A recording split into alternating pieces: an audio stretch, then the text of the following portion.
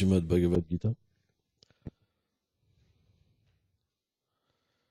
Yomam pashyati sarvatram sarvam shammayi pashyati tasyaham na pranachami satchamane panachati. Celui qui me voit en tous les êtres et qui voit tous les êtres en moi n'est jamais séparé de moi.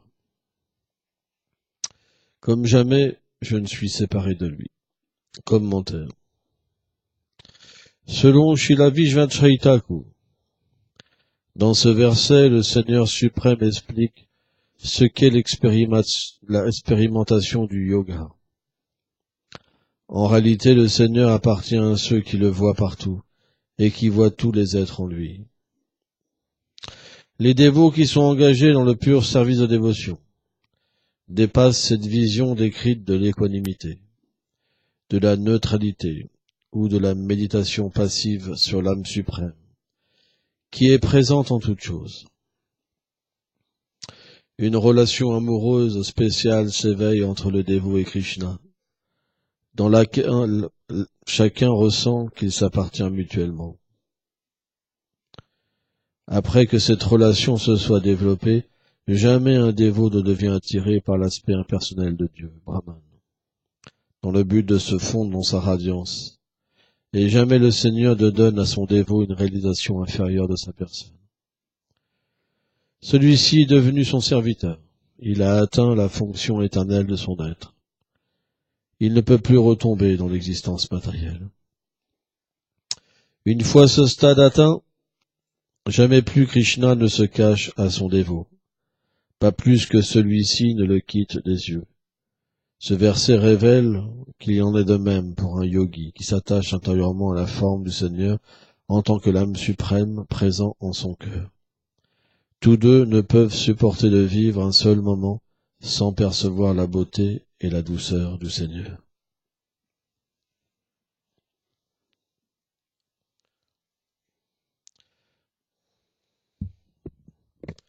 Oma Ganati Milandasya Ganam Jalam Shalakaya Shakshuru Meditam Jena Tesme Shigulave Nama Namam Vishnupadaya Gauranga Prestaya Lupini Shibhakti Vibhudaya Bebunete Namine Namam Vishnupadaya Gaura Prestaya Bhutale Srimad Bhakti Pramodaya Puri Goswami Tinamine Namam Vishnupadaya Krishna Prestaya Bhutale Srimate Bhakti Vedanta Swami Tinamine Namam Vishnupadaya Krishna Prestaya Bhutale Srimate Bhakti Rachaka Shiladev Swami Tinamine Namam Vishnupadaya Krishna Prestaya Bhutale Srimate Bhakti Siddhanta Saraswati Tinamine.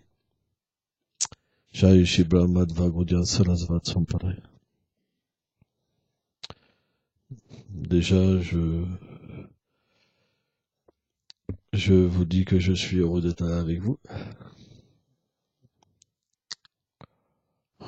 Pourquoi? Chita Magata Pranam Brantam Palas. Krishna dans la Bhagavad Gita il dit que le principe de la dévotion, c'est qu'on s'enquiert de la vérité de Krishna. Un pur dévot, c'est quelqu'un qui pense à Krishna. C'est quelqu'un qui se souvient de Krishna, qui aime voir la belle forme de Krishna, qui aime servir Krishna, qui aime manger les restes de Krishna, qui aime sentir les fleurs offertes à Krishna, qui aime étreindre les dévots du Seigneur, et qui se sert de ses jambes pour répandre, en fait, les gloires du Seigneur. Il y avait un grand dévot, un grand roi, Ambarish Maharaj, qui est l'incarnation de ces principes. Et en tant que roi, il avait beaucoup d'occupations. Vous pouvez dire, moi j'ai pas le temps. Mais lui, il était roi. et pas un petit roi, pas juste la région parisienne ou la France, un grand empereur. Et pourtant, son devoir de roi, il le faisait juste par amour pour Krishna, sans aucun intérêt. Juste parce qu'il fallait faire quelque chose dans ce monde pour Krishna. De la même manière, un bhakta, il est attaché à rien, juste à Krishna, mais il agit dans ce monde pour lui plaire. Parce qu'il faut faire quelque chose dans ce monde. Celui qui fait ça, il n'est pas touché par la nature matérielle. Si vous faites autre chose, vous créez une action, une réaction dans ce monde, et vous êtes touché. C'est pas compliqué. C'est pour ça qu'on dit que la conscience de Krishna, Bhaktisiddhanta Sarita Thakur Prabhupada disait c'était la simplicité. Parce que c'est simple. De la même manière que vous faites tout pour vos enfants, vous savez déjà faire ça. Sauf que on devrait passer Krishna avant. Parce que quand on le fait pour les enfants, on s'attache au corps et on revient, on revient dans ce monde, on prend naissance. Alors quand on fait des choses pour Krishna, on se libère et on voit l'âme. C'est pour ça qu'il n'y a pas le choix. Notre position, c'est une position transcendantale, c'est une position spirituelle, l'âme. Et l'âme, elle a une relation avec Dieu, pas avec les êtres de ce monde. Pourquoi on dit les êtres de ce monde? Parce que quand on dit l'être dans ce monde, c'est la couche qui recouvre l'âme. Personne n'a une relation avec l'âme, sauf un pur, sauf un yogi, sauf un pur dévot. C'est ça qui fait la différence entre une âme conditionnée et un yogi. C'est qu'un yogi, il est connecté à la réalité, une âme conditionnée est connectée à l'illusion. L'âme conditionnée pleure pour les choses temporaires, alors que le yogi, il pleure pour obtenir sa relation éternelle avec Krishna. Tout est inversé. Un jour, Krishna et Balaram, ils étaient dans la forêt avec leurs amis et leurs vaches. Alors on peut se dire, c'est étrange. Pourquoi Dieu aurait des amis? Pourquoi Dieu aurait des animaux? Le Seigneur a des chèvres aussi, des buffles, chiens, plein d'animaux. Les biches le suivent, tous les êtres le suivent parce qu'il est extrêmement attractif, extrêmement beau. Mais les êtres de plus d'intelligence, ils disent, mais pourquoi Dieu, dont tout émane de lui,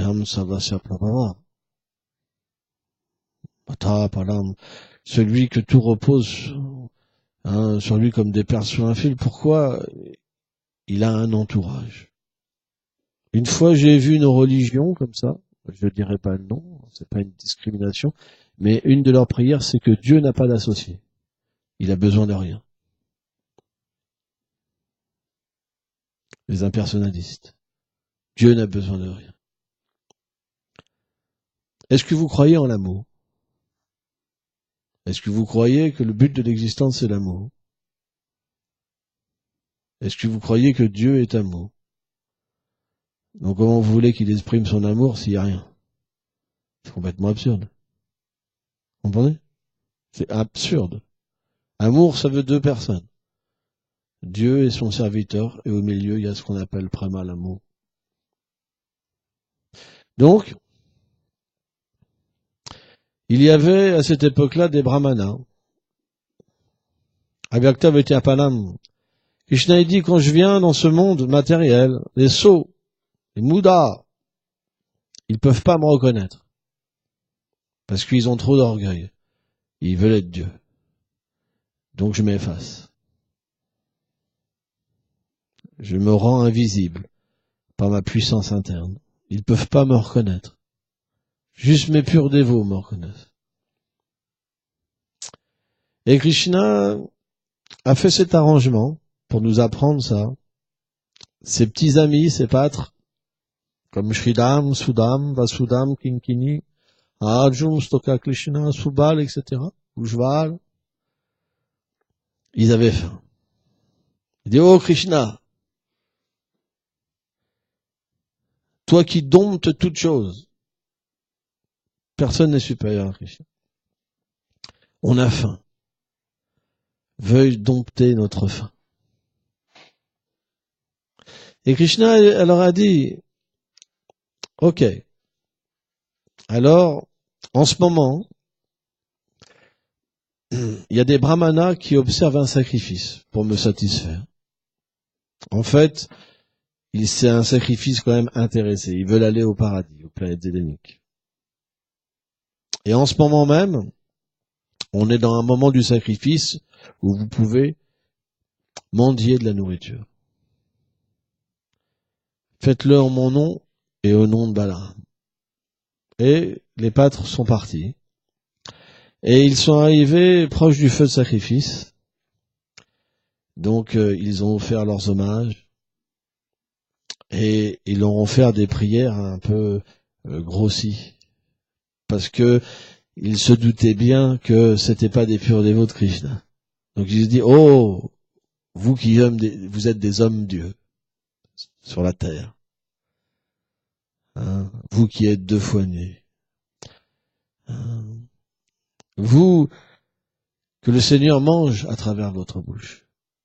S'il vous plaît. Nous venons de la part de Krishna et de Balaram, et ils ont faim. Nous savons qu'à ce moment précis du yaga, du sacrifice, vous pouvez retirer une part et nous la donner en charité, car c'est une bonne chose de nourrir ceux qui ont faim. C'est un acte pieux. Mais ils ont même pas répondu. Même pas répondu. Donc ils sont repartis, penauds, déçus. Et ils ont été voir Krishna et Balaram, et ils leur ont dit qu'ils n'avaient pas réussi à avoir de nourriture. Et Krishna a ri. Il a juste ri, Krishna. Parce qu'il savait que, avec ce niveau de conscience, qu'on est intéressé par le paradis ou par la libération, on ne peut pas avoir de compréhension de Dieu. Qui est le Seigneur suprême? C'est impossible. Si vous avez des désirs matériels, vous ne pouvez pas comprendre le Seigneur. Impossible. Si dans votre cœur, vous voulez devenir quelqu'un dans la société, si votre but, c'est de garder les gens sous vos emprises, mari, femme, foyer, vous ne pouvez pas comprendre Dieu. C'est pas possible. Impossible. Krishna a ri. Parce qu'il savait. Il voulait juste enseigner le monde entier. Donc il leur a dit, en ce moment, il y a leurs femmes qui sont affairées dans les préparations du sacrifice. Ce sont des grandes dévotes de ma personne. Allez, quémander de la nourriture pour nous. Et donc quand ils ont été, et ils ont approché les femmes avec beaucoup d'humilité, et ils leur ont dit que Krishna et Balaram avaient faim. Et là, tout de suite, en fait, comme c'était des grandes dévotes, elles n'avaient jamais rencontré Krishna et Balaram. Mais elles avaient entendu parler, parce qu'elles s'associaient avec des vendeuses de fleurs, de Vrindavan.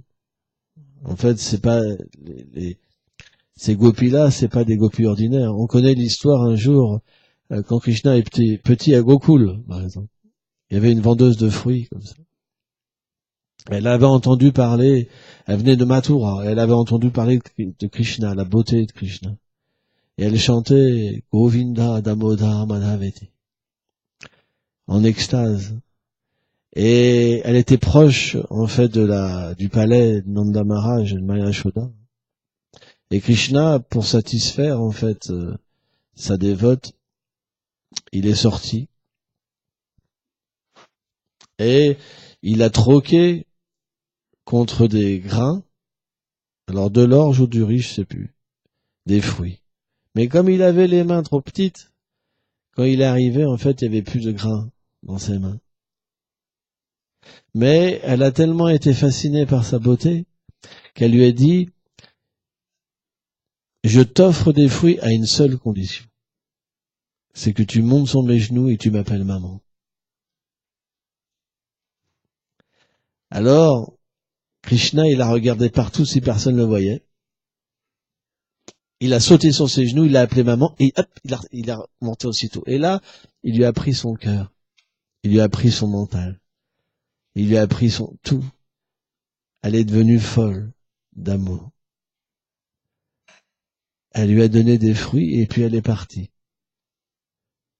Elle pleurait. Elle tombait par terre. Son corps frissonnait. Son corps tremblait.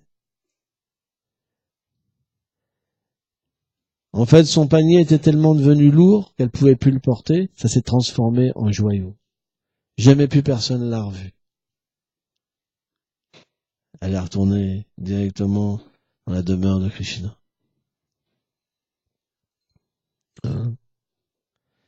Donc, quand ils ont approché ces femmes de Brahmana, comme elles s'étaient associées avec des vendeuses de fleurs, et qu'elles avaient entendu directement de la bouche d'âmes éternellement libérées les gloires de Krishna, elles avaient développé l'amour pour Krishna, simplement en entendant.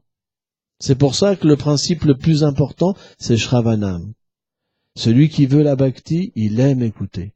Celui qui veut pas la bhakti, il dort pendant qu'il écoute. Il est fatigué. C'est là où on peut comprendre si on est fixé dans le service de dévotion ou on n'est pas fixé dans le service de dévotion. C'est au niveau du goût qu'on a pour écouter. Parce que plus le goût se manifeste, et plus l'amour se manifeste. Or, les femmes de Brahmana, elles avaient juste écouté les gloires de Krishna, mais elles étaient complètement intoxiquées, elles étaient des pures dévotes. Et quand elles ont entendu ça, elles ont pris beaucoup de nourriture, elles ont couru. Leur mari a essayé de les arrêter. Toute la société a essayé de les arrêter. Parce qu'elles étaient mariées, elles allaient rencontrer Krishna Balaram, chose interdite. Mais elles s'en moquaient. Pire, Kamsa aurait pu les emprisonner pour ça. Mais dès qu'elles ont entendu que Krishna Balaram avait besoin d'eux, elles ont tout oublié, elles ont couru à la vitesse du mental. Et quand elles sont arrivées au pied de Krishna Balaram, quand elles ont vu leur beauté, Krishna était la couleur d'un bleu foncé, avec un habit jaune. Il avait des fleurs sur ses cheveux. Il avait un chignon avec une plume de paon, différentes colliers, une guirlande de fleurs sylvestres, des fleurs de Tulasi à ses pieds, et il souriait. Et là, elles ont été complètement fascinées, paralysées d'amour. Et Krishna leur a fait comme les gopis. Elle leur a dit, mais pourquoi vous êtes venus ici? Votre devoir, il est avec vos maris. Et là, les femmes, elles ont dit, oh Seigneur, ne nous rejette pas, s'il te plaît. On a quitté la vie matérielle. On veut pas revenir avec les enfants, avec les maris, avec les foyers, avec toute cette illusion qui nous suit depuis tellement de vies. Maintenant, on est des âmes réalisées, on veut juste rester à tes pieds pareils de lotus. Si tu veux pas de nous parce qu'on n'est pas qualifiés, on veut simplement devenir des déesses de la forêt. Juste te voir de loin et errer dans la forêt. Mais s'il te plaît, nous ramène pas à cette condition, à cet esclavage, où on peut pas se souvenir de toi. On a simplement mari, femme, enfant, demeure, argent dans notre cœur. S'il te plaît, pitié. Et là, Krishna leur a dit, vous pouvez pas rester avec moi. Vous êtes des femmes de Brahmana. N'ayez crainte. J'ai déjà fait tout l'arrangement. Retournez à vos foyers. Personne vous rejettera. Personne vous critiquera. Et vous serez avec moi 24 heures sur 24. Maintenant, je suis dans vos cœurs. Là, le verset dit, celui qui me voit partout, je suis toujours avec lui. Et donc, elles sont reparties. C'était l'ordre du Seigneur suprême. Et quand leurs maris, en fait, ont vu leurs femmes, elles sont revenues emplies d'extase. Toutes les sattvika bhav, toutes les 8 symptômes d'extase extatique se manifestaient dans leur cœur, dans leur corps. Leurs poils se hérissaient, des vagues d'amour, de larmes coulaient, leur corps tremblait. C'était devenu des fleurs de l'amour de Dieu. Quand ils ont vu ça, ils ont pu voir leur erreur, leur mari. Ils ont compris que leur femme, en fait, était située à un autre niveau. Bien qu'elles n'étaient même pas brahmanas, même pas initiées tout ça, elles avaient atteint la perfection la plus élevée, alors que eux, ils étaient soi-disant 2 fois nés, et ils n'avaient même pas pu reconnaître le Seigneur suprême. Bien qu'ils avaient entendu parler qu'il était apparu sur la terre. Il était à même quelques kilomètres d'eux, mais ils ne pouvaient pas avoir de contact avec lui. Alors, c'est pas des êtres ordinaires. C'est un divertissement de Krishna. Sur ça, ils n'auraient jamais pu être dans cette situation-là. Mais Krishna s'est servi d'eux pour nous apprendre que c'est pas la naissance le plus important. C'est pas l'initiation le plus important. C'est le goût qu'on a écouté. C'est l'avidité qu'on a. On est dans cette salle de temple, par exemple. Pourquoi on est là? Par exemple, les enfants, ils sont là pour jouer à la poupée. Donc, il n'y a pas le bénéfice. En fait, ils sont pas là. Vous comprenez? Parce que la conscience, c'est ça qui nous permet d'être avec Radha et Krishna. Pas le corps, pas les yeux. C'est le désir. Vous pouvez être au plus proche et au plus loin. Vous pouvez être au plus loin et être au plus proche. C'est ça qui est mystique. C'est juste le désir. C'est pour ça, il y en a qui peuvent devenir des purs dévots, dû à leur vie passée, et il y en a, il leur faut d'autres vies encore. Parce que dans cette vie-là, ils n'ont pas envie. C'est pas leur priorité. Leur priorité, c'est pas Krishna et Balaram. C'est leur mari, c'est leurs enfants. Donc ils devront revenir, c'est normal. C'est leur désir de réexpérimenter. On doit se détacher du monde matériel pour pouvoir approcher le Seigneur suprême. On ne peut pas avoir les deux. Jésus disait, on ne peut pas avoir Manon ou Dieu. Maya, énergie illusoire, ou le Seigneur suprême. C'est pas possible. Donc pourquoi on devrait être en colère quand on va nous dire qu'on va revenir? Alors que c'est notre propre faute. Vous comprenez? Krishna explique dans la Bhagavad Gita, Najayate Mahatevat Kalachin.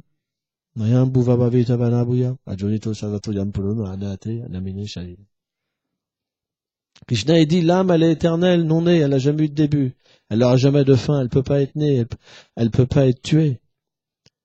On est juste recouvert des 3 gunas. Des viyesha guna mai. Ces 3 gunas nous font croire qu'on est le corps. Nous font croire qu'on est une femme. Nous fait croire qu'on est attaché à ceci, attaché à cela. Mais Krishna dit, bien ça soit impossible de dépasser ça. On peut si on s'abandonne à moi. Mais bien qu'ils le disent, on n'y arrive pas. Parce que cette énergie-là, elle est inconcevable. Vous vous rendez compte, le Seigneur est dans notre cœur. Un yogi, il peut voir Paramatma, l'âme suprême. Il peut voir l'âme, Atmatadva, cette vérité sur l'âme. Mais bien qu'on entende parler même d'une gloire encore plus élevée, on ne peut pas faire autrement que de passer ça en second plan dans notre vie. Et pourtant, c'est notre vie même. Quand les femmes des Brahmanas, elles ont vu Krishna, Krishna leur a dit que pour l'âme, c'est normal d'être attaché au Seigneur suprême. L'âme est faite pour ça. Elle ne peut pas faire autrement. C'est la fonction de l'âme, c'est d'aimer le Seigneur suprême. Mais quand on pense qu'on est le corps, on ne peut pas. On pense que le but, c'est le respect. Le but, c'est l'argent. Donc,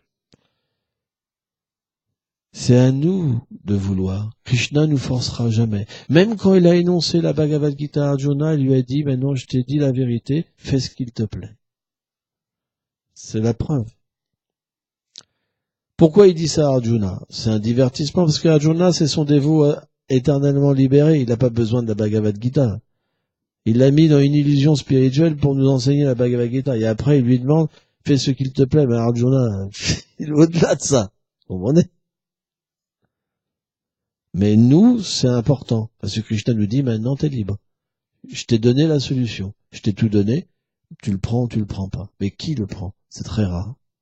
C'est pour ça que Krishna dit, Bahunam Jamante. Après des millions d'existence, des millions, de le servir, quelqu'un peut comprendre l'importance de l'abandon. C'est pas évident. C'est pour ça que, qu'est-ce que c'est le service de dévotion réglé? Ça veut dire que tous les jours, on va faire quelque chose, et c'est comme un nettoyage. Un jour, ça nous amènera à éveiller ce désir. Mais pour que ça aille plus vite, on doit s'associer avec des gens qui ont le désir. C'est pour ça que la fonction première, c'est l'écoute. Si tous les jours on écoutait, on ne serait pas dans cette condition. Moi, je me rappelle, Bhaktivedanta Swami Prabhupada, il donnait cet exemple-là. Quand quelqu'un dort, vous pouvez rentrer dans la pièce, faire des signes, il vous entendra pas, parce qu'il peut pas voir, il dort. Mais si vous claquez, si vous faites un bruit, alors il se réveille. De la même manière, quand on parle sur Krishna, ça réveille l'âme. C'est pour ça que Shravanam, c'est la chose la plus importante. Parce que comme elle éveille l'âme, elle nourrit l'âme après peut s'exprimer. Or, l'âme, elle est au-delà du mental, elle est au-delà de l'intelligence, elle est au-delà du faux ego. L'âme, c'est l'ego, la vérité chez nous. Si notre vérité s'éveille un tout petit peu, alors on ne pourra pas revenir à une vie inférieure. C'est pas possible. C'est pour ça qu'on doit avoir une pratique quotidienne. C'est ça l'importance de la pratique quotidienne. Peut-être que pour l'instant, on n'en voit pas les fruits, parce qu'on n'a pas de goût, parce qu'on est feignant, parce qu'on n'a pas la volonté. Mais si on continue, un jour, on aura la volonté, on cessera d'être feignant. Et le goût viendra. Et après, ça sera l'inverse. Au lieu de chercher le respect, on cherchera l'humilité. Au lieu de se venger, on verra la miséricorde du Seigneur. Et surtout, on pourra écouter les instructions du Seigneur, comme les femmes des Brahmanas, et même délaisser le Seigneur pour son plaisir. Un jour, Gadadhar, qui est Shrimati Radharani dans les divertissements de Chaitanya Mahaprabhu, qui vient aider Krishna lui-même à goûter ses propres sentiments, il avait pris Kshetra Sannyas. Kshetra Sannyas, ça veut dire que il voulait rester dans une zone, jamais quitter une zone, un endroit. Et il adorait Tota Gopinath. Et quand Chaitanya Mahaprabhu est parti de Jagannath Puri, Gadadhar l'a suivi. Et Gadadhar, et à un moment, Chaitanya Mahaprabhu, il lui dit, t'es content? T'as cassé ton vœu? Et Gadadhar a dit, je m'en moque, tu es Tota Gopinath. J'ai pas cassé mon vœu. Je te suis simplement. Il suivait de loin comme ça, parce qu'il savait que Mahaprabhu était pas content. Et là, il lui a dit, si tu veux me faire plaisir maintenant, retourne servir Tota Gopinath. Et là, Gadadhar, il s'est évanoui. Boum, de séparation. Et Mahaprabhu est parti. Donc, l'instruction du gourou, l'instruction de Krishna, c'est la même chose. Si on suit l'instruction, on n'est jamais séparé. Si on est dans la présence du gourou, mais qu'on ne suit pas l'instruction, on n'est pas uni au gourou. On ne casse jamais l'instruction. C'est la loi, en fait. Jamais. Et de cette manière-là, comme les femmes des Brahmanas étaient toujours avec Krishna, le disciple est toujours avec le gourou, et il reçoit en fait la miséricorde du gourou. Gourou Kripa. Et cette miséricorde, c'est quoi? Govindamata Maharaj disait, c'est comme un miel. Vous savez, il y a une maladie des yeux en Inde, et l'Ayurveda, on met du miel. Et ça soigne la maladie des yeux, et on peut voir de nouveau. Et le Padma Madhu, le miel, en fait, du refuge du gourou, c'est d'expliquer que ça donne la vision spirituelle. Salvadarashi. C'est pour ça qu'on dit Omagana Timilandasa, Ganam Janam Shalakaya. Ça veut dire que par la miséricorde du gourou, je peux voir. Je suis sorti de l'ignorance. Je peux voir.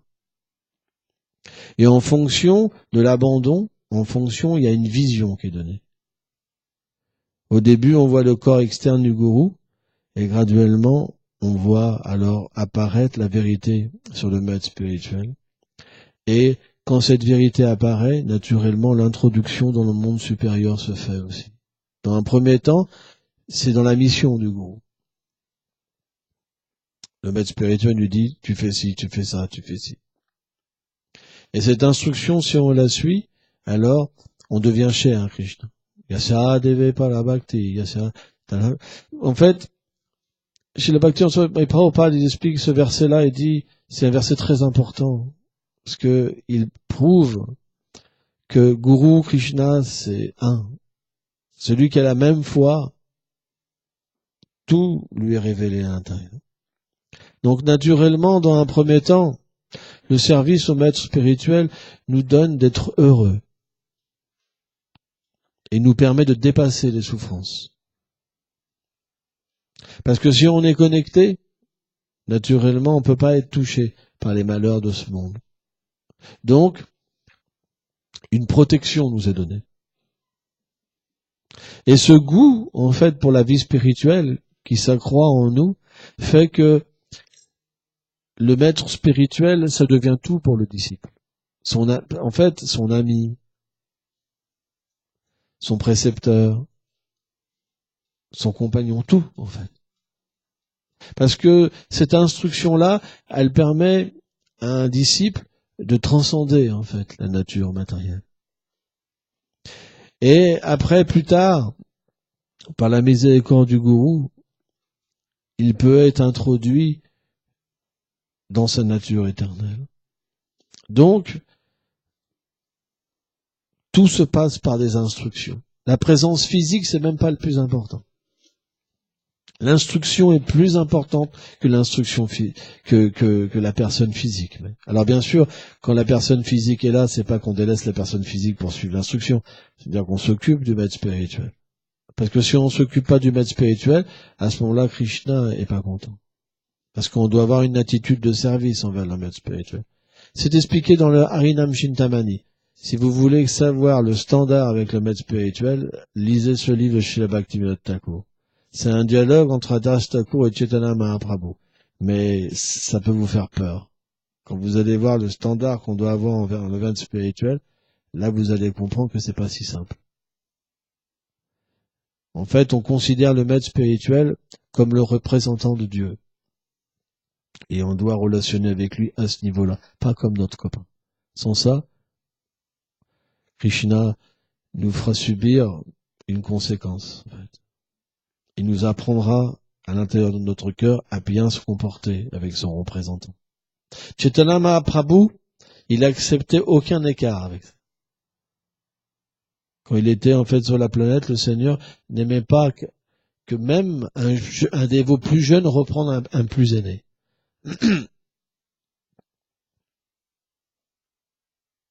Il y a une façon de faire.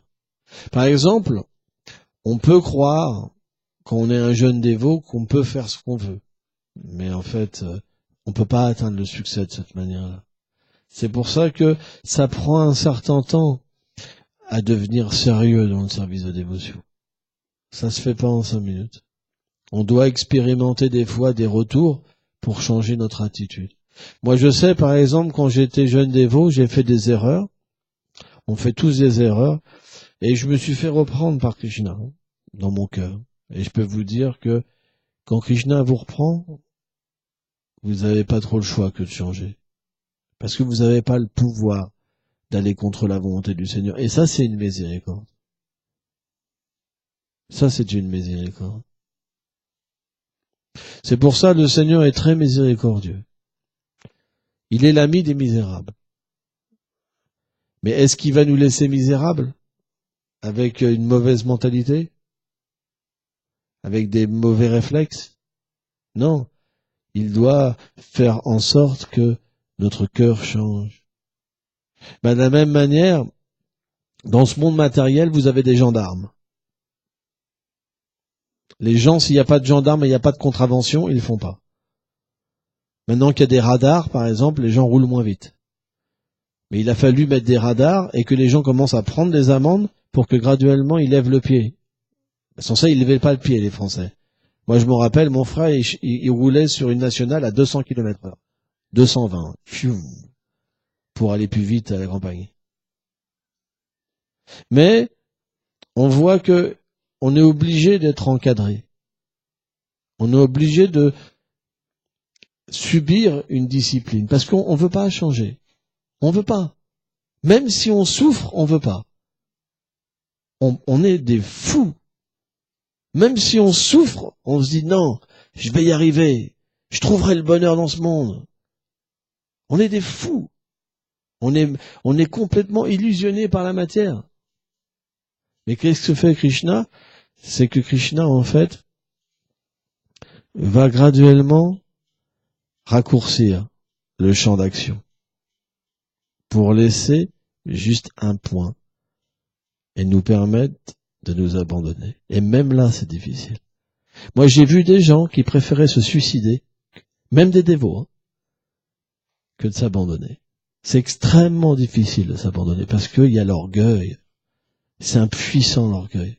Je peux pas avoir tort. J'ai raison. C'est eux qui ont tort. Même le Seigneur, il a tort. Et pourtant, on a un tilak. Moi, j'ai vu des dévots se suicider. Parce que rien allait dans leur vie au lieu de s'abandonner. Mais en fait, c'est pas que rien n'allait dans leur vie, c'est eux qui allaient pas. C'est eux qui allaient contre la volonté du Seigneur. Donc ils souffrent. Ça devient que de la souffrance après. Vous frappez la tête contre le mur tout le temps. C'est horrible. Mais la personne ne veut pas changer d'attitude. La seule façon de changer, c'est la bonne attitude envers le gourou, déjà pour commencer. C'est par là que ça passe. C'est pas que on va par nous-mêmes, non, on doit entendre du maître spirituel pour qu'il nous explique notre problème. Si on veut bien l'écouter, c'est pas évident. Parce que quand on est empli d'orgueil, on peut pas écouter la solution. C'est pas possible. Mais si on prend la décision d'aller vers la vérité et qu'on veut changer, alors on peut écouter. Et là, c'est rapide, en fait. On sort du labyrinthe. Et de nouveau, en fait, on accepte la vie, mais différemment. Mais parfois, on peut recommencer encore. Et encore. Et encore. Et encore. Alors, il faut reprendre une autre vie. Où là, le problème s'écourte. Krishna fait un arrangement pour qu'on puisse progresser. Encore une autre. Et puis à un moment, alors on sera sérieux. Ça se fait pas si simplement que ça. Pourquoi on progresse pas? Pourquoi on fait pas de progrès? C'est pas si simple. Vous comprenez? Pourtant, on rencontre des purs dévots. On chante le Mahamantra. On a la Bhagavad Gita, Srimad Bhagavatam, Ashtamrita. On a le temple. On a tout. On progresse pas. C'est pas si simple. Pourquoi? C'est parce que pour nous, c'est pas le plus important. C'est pas le plus important. Par exemple, dans ce monde, c'est balèze. Vous avez une voiture, par exemple, ou une moto. Vous allez payer 50 000 euros, 100 000 euros. Vous allez chez le garagiste, il vous fait essayer une plus grande moto, une plus grande voiture, et vous repartez dans un truc. Alors que le problème, il n'est pas là. Et hop, Maya vous absorbe dans quelque chose. C'est puissant, l'énergie matérielle. Et c'est toujours comme ça. Au lieu de comprendre notre problème, il y aura toujours quelque chose qui viendra nous le faire oublier. Parce que c'est la puissance de l'énergie illusoire du Seigneur suprême. C'est sans fin. Il y aura toujours quelque chose qui va vous reprendre. Quand c'est pas ça, c'est autre chose. Et la vie finit, craque, on meurt, et on reprend naissance. C'est logique. Il n'y a qu'un pur dévot qui peut voir ça. Une âme conditionnée ne peut pas comprendre l'énergie matérielle. Comment elle agit, à quel point elle est subtile. Un jour, Narada Muni, Acharya Dev, il expliquait ça, Narada Muni, il a voulu savoir qu'est-ce que c'était l'énergie illusoire. Il dit Krishna, ok. D'un seul coup, Narada Muni s'est retrouvé devant une femme, il a été enchanté, il a eu des enfants, il a tout oublié. Et après, Krishna a tout retiré. Il dit, tu vois, ça c'est mon énergie illusoire. C'est balèze. On ne peut pas se battre contre l'énergie illusoire. On est obligé d'être illusionné. Parce qu'elle est puissante, c'est l'énergie du Seigneur suprême. Il la met en place parce qu'on veut être loin de lui. C'est notre désir d'être loin de lui. Mais le jour où on aura envie d'être avec lui, elle partira. Mais c'est pas si simple. Il faut qu'on le désire. Il faut qu'on désire être avec lui, comme les femmes des brahmanas. Parce qu'on en a entendu parler, alors le désir d'être avec lui va un jour venir dans notre cœur. Mais des tas de désirs peuvent venir. Une belle voiture, une belle moto, une belle ceci, une belle cela. Ça, c'est de l'énergie illusoire. Ça vous emporte. Et après, quand vous chantez vos tours, vous voyez une belle voiture ou une belle moto. L'énergie illusoire est puissante. Elle vient comme ça, illusionner l'être vivant, en lui donnant un nouvel espoir dans ce monde. Ça paraît petit, mais c'est tellement merveilleux, cette énergie illusoire. Elle est inconcevable. Et c'est une réalité. Alors, ça va être pour ça, ça va être pour ci, ça va être pour ça, puis après, il n'y a plus de Krishna, fini. Et pourtant, on vient au temple. Hein. Mais c'est puissant. Tellement puissant. C'est extraordinaire. C'est pour ça que on a quand même un bénéfice. C'est que Krishna n'est avec la Manasosti. Krishna explique que le moindre pas qu'on fait pour lui, jamais le Seigneur l'enlève. Ça veut dire qu'il nous remet dans une situation où on peut de nouveau progresser. Mais il nous forcera jamais, parce qu'il est parfait. Est-ce que vous, bon bien sûr, dans ce monde on veut toujours forcer les gens, hein, mais est-ce que vous aimez quand on vous force? Non. Donc on ne peut pas reprocher au Seigneur d'agir de cette manière-là. Parce que le temps, c'est une illusion, ça n'existe pas. L'âme, elle n'est pas touchée par le temps. Même si on passe 1 milliard de vies, 10 milliards de vies, 100 milliards de vies, le temps n'a pas d'existence. Le jour où cette relation-là se remanifeste, alors c'est comme si on n'avait jamais quitté cette relation-là. C'est pour ça c'est mystique. L'énergie du Seigneur est mystique. Bon, on va s'arrêter là.